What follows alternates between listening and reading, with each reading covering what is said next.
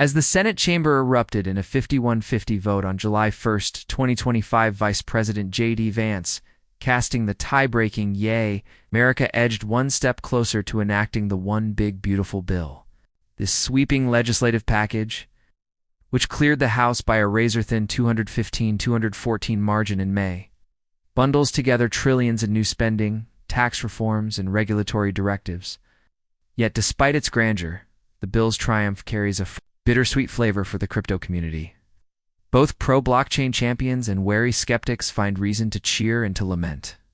In this script, we'll dissect the bill's crypto implications through the lenses of leading economic theorists, from Milton Friedman's vision of sound money to Mariana Mazzucato's public-private innovation model to answer, will digital assets gain ground or lose momentum as Congress pushes forward?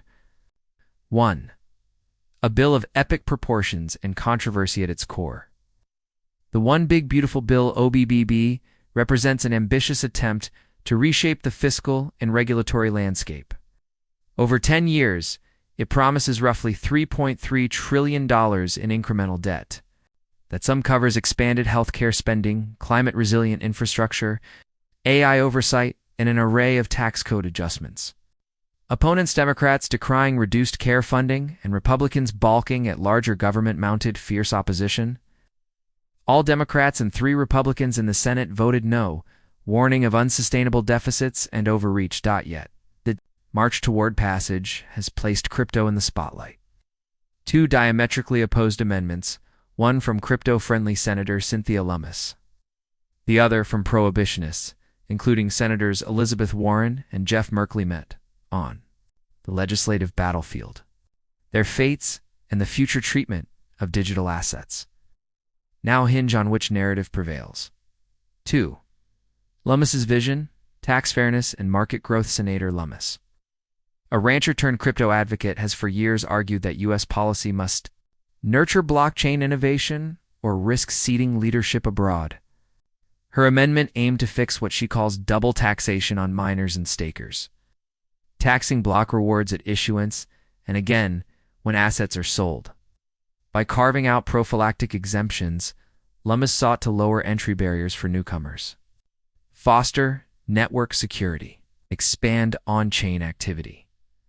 Her proposal contained 3 pillars: small transaction tax exemption, crypto transactions under $300 up to $5,000 per taxpayer per year would escape capital gains treatment altogether. This category would encompass stablecoin transfers and micropayments for dApps, stimulating payments innovation and reducing tax compliance burdens for retail users. Tax-free staking, airdrops, and mining rewards tokens received via consensus. Services proof of stake rewards and airdrops or hard fork grants would be taxed only upon sale, not at issuance. Crypto lending interest and collateral returns would also receive the same deferral, aligning blockchain income treatment with that of traditional securities.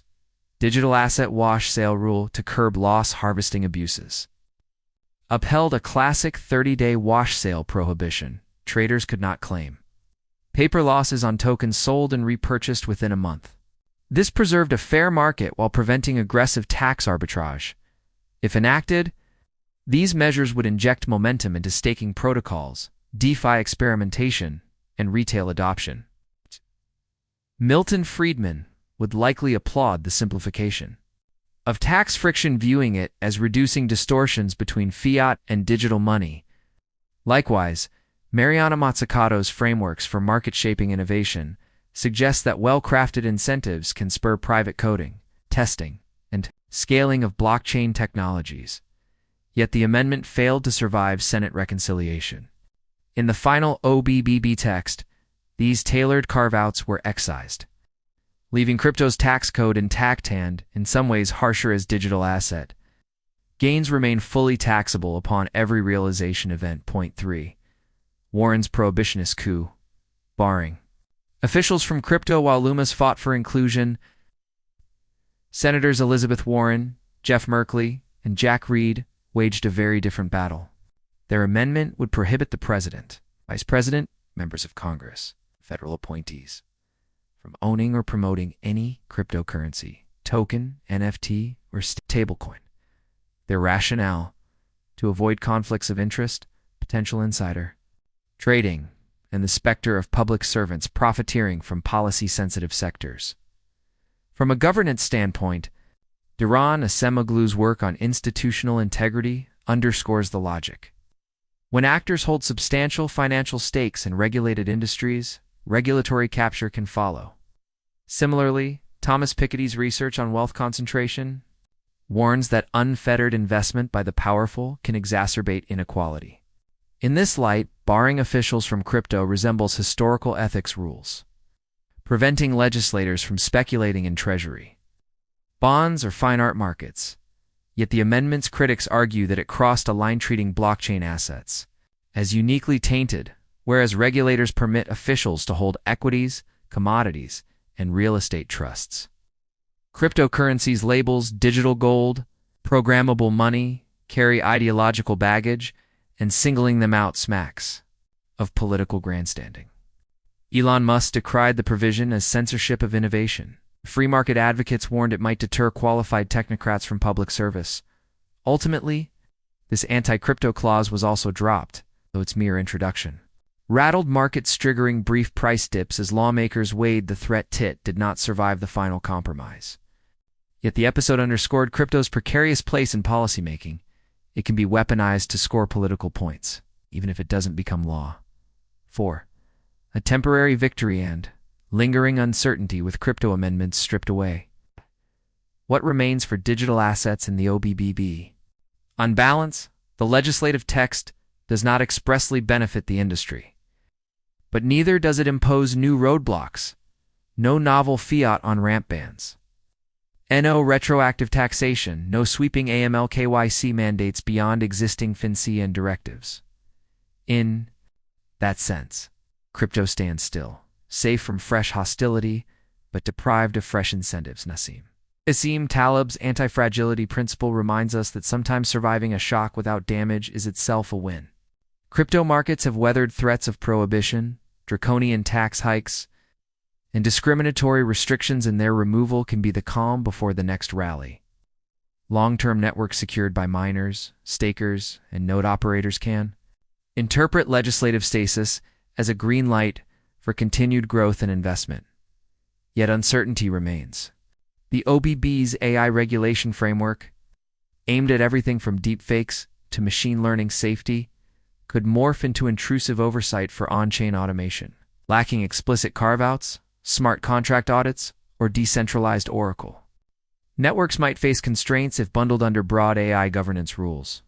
John Maynard Keynes's critique of overregulation warns that excessive caution can suffocate nascent industries before they mature.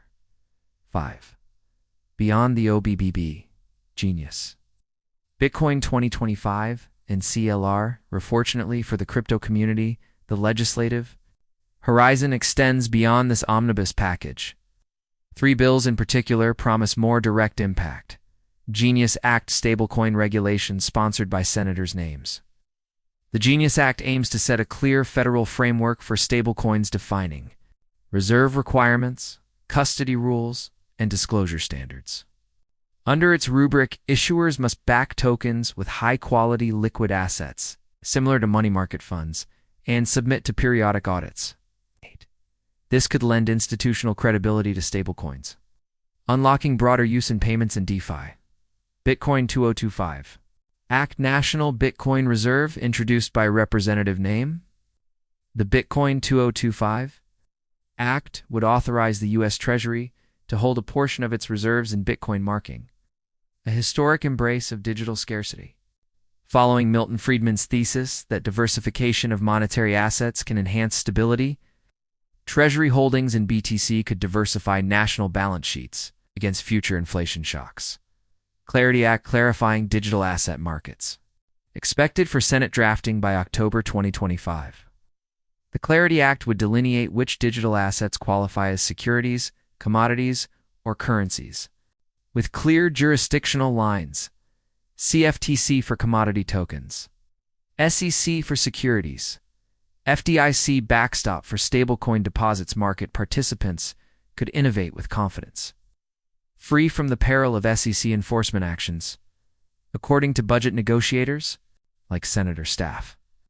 These bills may be fast-tracked in late 2025 as standalone measures once the mammoth OBBB clears its reconciliation fights. If passed, they could deliver the regulatory certainty and innovation incentives that crypto advocates have long sought. 6. Economic perspectives. Will innovation prevail? To predict whether crypto will emerge stronger from this legislative maelstrom, we must weigh institutional incentives, market dynamics, innovation theory. Mariana Mazzucato's mission-oriented innovation. She argues that government can catalyze breakthroughs by partnering with private innovators on targeted missions such as clean energy or advanced computing. Crypto's potential for decentralized finance and digital identity fits within those missions. By crafting smart subsidies, grants, prize challenges outside of the OBBB framework, legislators could accelerate blockchain applications in public goods. Peter Drucker's systems thinking. Drucker emphasized that successful systems anticipate change and adapt continuously. Crypto's modular architecture, smart contracts, layer 2 solutions, cross-chain bridges embodies that flexibility, even if OBBB fails to deliver relief. PROTOCOL level upgrades in global developer communities can patch around regulatory blind spots. Forging new pathways for growth. Angus Deaton, on welfare effects. Deaton's research warns that wealth concentration can exacerbate social harm. Yet prepaid blockchain wallets and micropayment schemes hold promise for financial inclusion extending low-cost remittances to the unbanked. If stablecoin regulation under the Genius Act and clarity under the Clarity Act materialize, they could empower billions of underserved individuals, delivering tangible welfare gains. John Maynard Keynes, on creative speculation. Keynes saw speculation as a source of economic dynamism when channeled constructively. The crypto markets, though volatile and sometimes irrational, serve as incubators for novel financial instruments, automated liquidity pools, and tokenized real-world assets. Even absent tax breaks, the mere promise of new regulatory guardrails can reignite creative speculation, drawing capital and talent back into the space. 7. Market signals. Price, volume, and sentiment, the hours surrounding the Senate vote. On-chain analytics showed a muted reaction.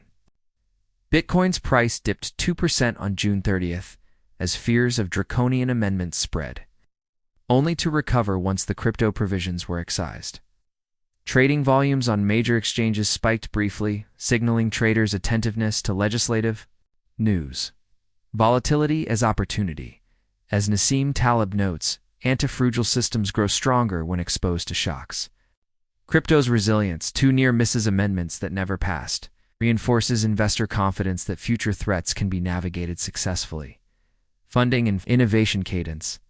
Venture capital commitments to blockchain. Startups dropped 15% in Q2 2025 as regulatory uncertainty peaked.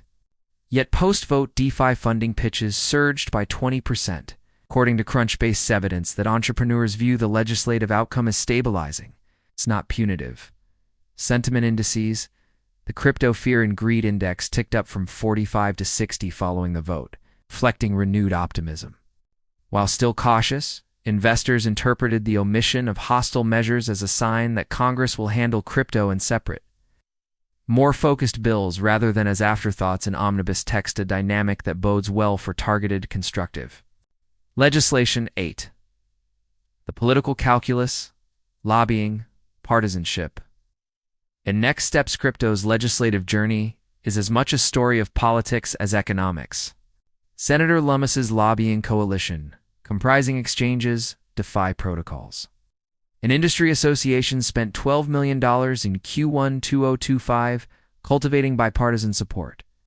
Meanwhile, civil society groups and financial incumbents like Citigroup engaged in counter-lobbying, concerned that decentralized finance would erode traditional banking revenues. Partisan lines. Support for crypto tends to defy neat partisan categorization. Libertarian-leaning Republicans favor deregulation, while progressive Democrats back DeFi for financial inclusion. The OBBB vote revealed fissures. The 3 GOP defectors all sided with Democrats to block the omnibus, reflecting intra-party Debates over deficit hawkishness versus technology optimism, Fortress. Washington versus Silicon Valley. Elizabeth Warren's amendment exemplified a Washington-centric impulse to shield elites from conflicts. While tech hubs in California and New York argued for a lighter touch to preserve innovation, that urban, rural, and coastal inland divide will shape how subsequent crypto bills are written and whether coalition building can transcend those fault lines. As OBBB moves to a House-Senate Conference Committee, crypto lobbyists will press for side letters or technical corrections that might resurrect portions of Lummis's proposals. Even a modest inclusion, say, an IRS-administered safe harbor for microtransfers, could offer relief to small businesses experimenting with blockchain payments. 9.